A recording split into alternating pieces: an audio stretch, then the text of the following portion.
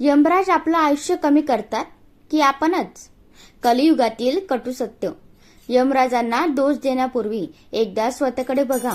कदाचित तुमचं आयुष्य कमी करणारा यमराज नसून तुमच्या रोजच्या सवयी असतील.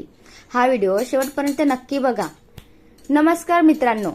पूर्वीचे लोक 80 ते 100 वर्षे जगायचे असे आपण अनेकदा ऐकतो. पण आज 30-40 वर्षाच्या वयातच अनेकांना हृदयविकार, मधुमेह, स्ट्रोक, ताण तणाव आणि इतर गंभीर आजार होतात. असं का? याचं उत्तर फक्त नशिबात नाही तर आपल्या जीवनशैलीतही दडलेलं आहे.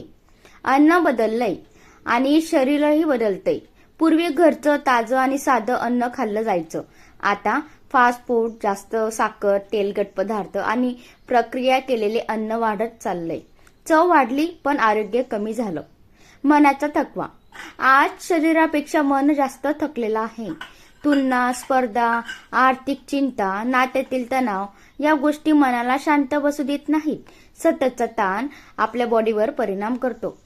राग आणि चुकीचे निर्णय. एका क्षणाचा राग कधी कधी संपूर्ण आयुष्य बदलवून टाकतो. भांडण, हिंसा, बेफिकर वाहन चालवणे किंवा व्यसनाच्या आहारी जाणे, त्यामुळे अनेकांचे आयुष्य अकाली संपते.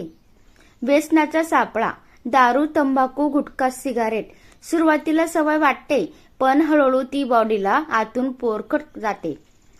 बॉडीचे इशारे दुर्लक्षित करणे किंवा वारंवार संकेत देत असूनही आपण म्हणतो की डॉक्टरकडे उद्या जाऊ, परवा जाऊ.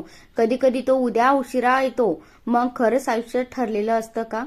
या प्रश्नाचं निश्चित उत्तर कोणाकडे नाही. पण एक गोष्ट नक्की आहे, आपल्या हातात असलेल्या सवयी आपल्या आरोग्यावर मोठा परिणाम करतात.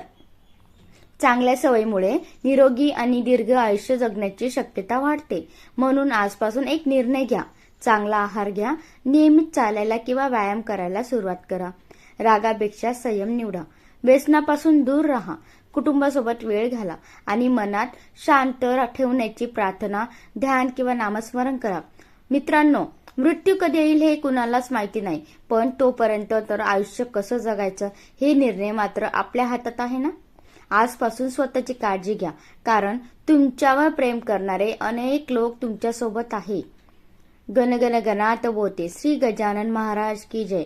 यमराज नाही, आपल्या या 5 चुकांमुळे आयुष्य कमी होत चाललंय. कलियुगातील कटू सत्य हेच आहे.